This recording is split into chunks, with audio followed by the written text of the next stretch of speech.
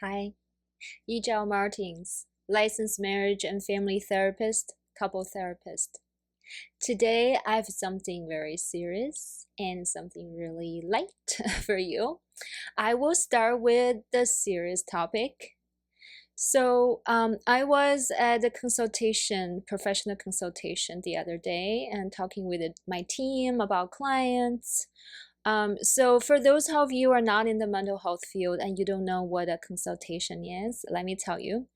That is when therapists or coaches get together and talk about our clients. Yes, if you're a client, we're talking about you. And why do therapists do that?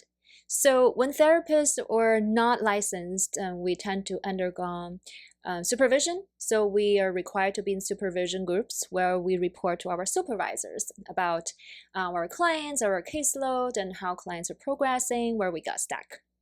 But if we're already licensed, then we still need support, and we get together and talk about our clients and our caseload with the other professionals, but not for approval or management, but more for bouncing off ideas.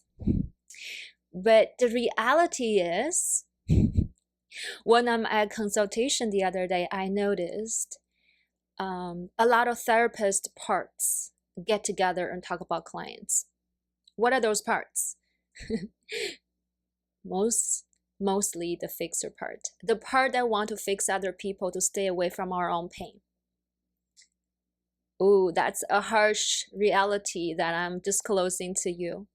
In my field, in our field for mental health and wellness, a lot of people were drawn to the field because we have a huge fixer part that we cannot tolerate when things are out of control and not like the ideal that we want.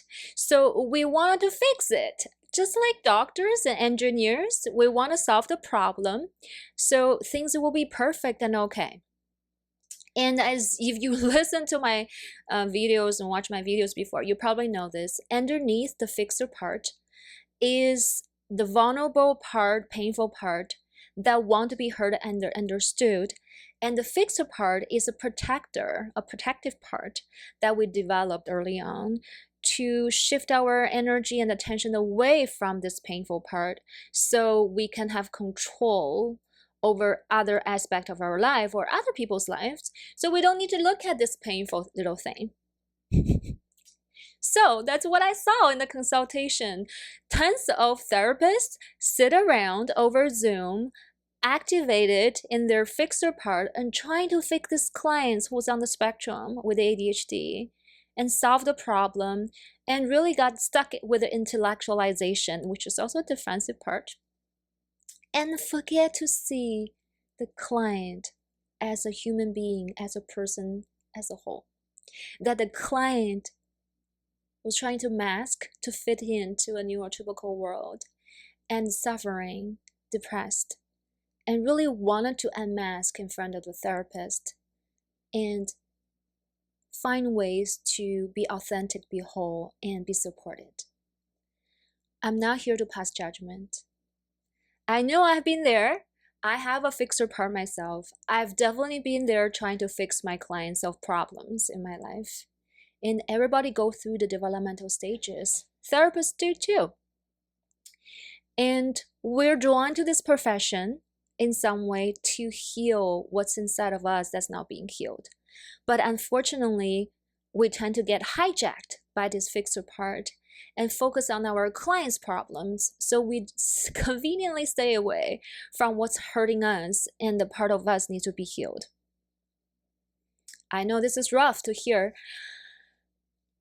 If you are a therapist or in the mental health profession or in another profession, for example, in the legal profession, and you know what I'm talking about, you know who I'm talking about, if you're watching this, that we so long to fix other people's problem, so we don't have to stare at our pain that keep us awake at night, that get us into eating food that we don't want, that's not good for us, that's getting into impulsive sexual activities or spending, or obsessed with internet and social media, whatever that is, the candy is for you. Fixing other is one of the candies that just sounds very mobile. Not mobile, very noble. And very respectful. But it's the same. It's the same protector that to stop us from seeing our own pain and be with our own emotions. So I want to share that this pains me to see that our fellow mental health professionals ignoring our bleeding hearts and trying to fix other people and doing surgery on other people while we have our own wounds to attend to. The wounded healers, right?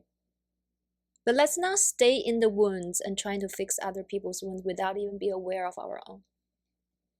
If we don't do it the hard way, by looking at our pain, stay with that, how can we be with other people's pain? We can't. We don't have that tolerance or self-regulation and co-regulation available. So I'm speaking this to you from my heart, my fellow therapists or other helping professionals. Pay attention to your own wounds. Pay attention to your own pain. Pay your own attention to your own breath and your body.